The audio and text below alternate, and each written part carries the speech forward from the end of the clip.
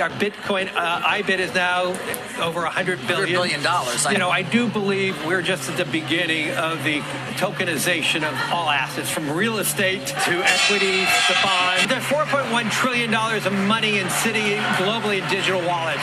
We could have investors who are just beginning to invest in markets through crypto, but now we could get them into the... Chainlink's value capture fees, 0.005% per transaction, could generate $82 billion plus annual revenue. On this channel, we're all about making life-changing returns. And if you can see the future, you can make life-changing returns. One way to see into the future is to see what the most powerful people, the people that control the money, are saying about the future and what they're doing about it. So today we're going to hear from Larry Fink, the CEO of Blackrock, that controls trillions and trillions and trillions of dollars of investment capital. We're going to see what he thinks about the future, because if he's bullish on something, you can bet that investment capital, trillions of dollars of that money, is going to flow into it. The CEO of Blackrock, Larry Fink, here he is on what comes next. Crypto, our digital asset platform, our private markets platform grew as fast as they have in many, many quarters now.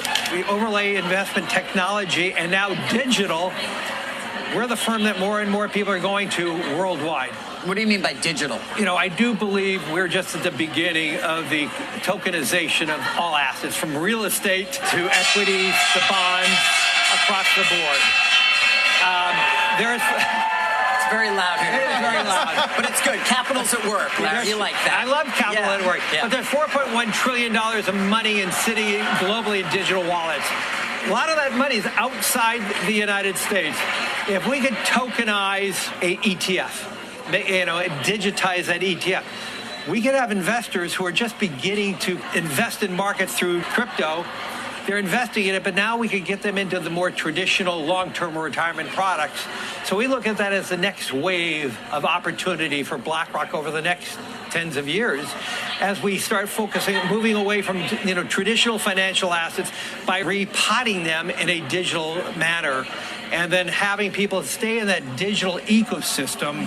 They can have their cash, and we have the largest cash money market fund that's tokenized called BITL. Our Bitcoin IBIT is now over $100 billion. $100 billion, I know, from not that long ago. And 2 years ago, zero. Yeah, so I know. Well, you weren't always a huge proponent of crypto, as we know. But I grow and learn. So he is all in on crypto. That's what he wants to talk about on CNBC. It's the future. He's saying a wave of capital is going to move into these assets. So it really doesn't get bigger than that. If you see a tidal wave, trillions and trillions and trillions, tens of trillions of dollars moving into the blockchain world, someone's going to make a lot of money on that, and that is his entire focus. And it's not just BlackRock. Robinhood tokenizes nearly 500 US stocks, ETFs on Arbitrum for European Union users. So the world's wealth management brokerages are all moving their assets on chain. Robinhood's using Arbitrum on top of Ethereum. Guess which infrastructure asset Robinhood is going to use? Chainlink. Guess which infrastructure asset BlackRock is going to use, because they're working with Securitize, which is using Chainlink. They're also going to be using Chainlink. So Chainlink's going to benefit massively. Here's an update from Chainlink, just in Q3 2025. They partnered with the U.S. Department of Commerce to bring government macroeconomic data on chain for the first time. So they partner not only with BlackRock, not only with Robinhood, not only with Ethereum, not only with Solana, but with the U.S. Department of Commerce. As we talked about on the channel, they get to be the gatekeeper for the U.S. government. Again, Chainlink is the digital infrastructure. It is the digital standard. BNB Chain unlocks access to U.S. economic data, reshaping the future of DeFi. So BNB Chain paid Chainlink. Solana most likely paid Chainlink for access to the U.S. government. So the U.S. government will now share that data on BNB Chain, on Solana. How do we know this? Because in order to get access to the US government data, you have to pay Chainlink. Cardano's Charles Hoskinson says Chainlink's absurd fee snubbed ADA from US government data deal. So Chainlink's making an absolute fortune by being the backbone of the US financial system. So right there, right? We're trying to make life-changing returns on this channel, just trying to see into the future. We have BlackRock, we have Robinhood telling us what is coming. It's very easy to see into the future. What does that mean for these assets? It means massive amounts of profits. Retail money follows memes. Smart money follows profits, right? Sound economics. Where's all the money being made? That's where the smart big money puts their money. So where is all the money going to be made from the tokenization of the world's assets? Well, this is according to Grok AI. DTCC Smart NAV pilot from 2025 tested NAV data for tokenized funds across blockchains, foundational for trillions in fund assets. Swift UBS pilot 2025 processed tokenized fund subscriptions redemptions via Swift messages, unlocking $100 trillion. Fund market efficiency.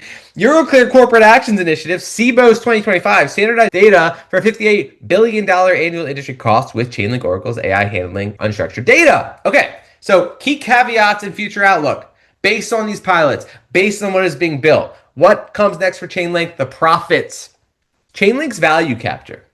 Fees, 0.005% per transaction, could generate $82 billion plus annual revenue by 2030 from $380 trillion volume. But 2025 is nascent, $2 to $5 billion estimated from total value secured growth. Risks, interoperability challenges, regulatory hurdles, and competition could limit uptake. However, partnerships, for example, 24 institutions and corporate actions signal momentum toward quadrillion scale on-chain finance. All I asked Grok was if these institutions were to use Chainlink for its tokenized services, how much value in dollar terms would be processed by Chainlink each year? So we're trying to make life-changing returns. We have to look into the future to do that. We're looking into the future, right? Where is the tsunami of the world's wealth moving? It's moving into tokenized assets. Which infrastructures are going to benefit from that?